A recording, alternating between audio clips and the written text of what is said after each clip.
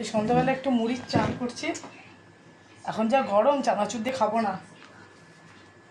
একটু শসা দিলাম, পেঁয়াজ, টমেটো, কাঁচা ছোলা ভেজানো। কারণ সন্ধ্যাবেলা মুড়িটা খেলে মুড়িতে কার্বোহাইড্রেট আছে, শরীরটাও ঠিক থাকবে। একটু চাট মশলা দিলাম,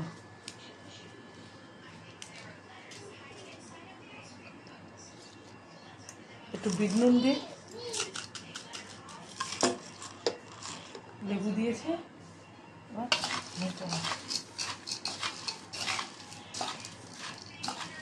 একটু কাঁচা লঙ্কা দিই, কাঁচা লঙ্কা,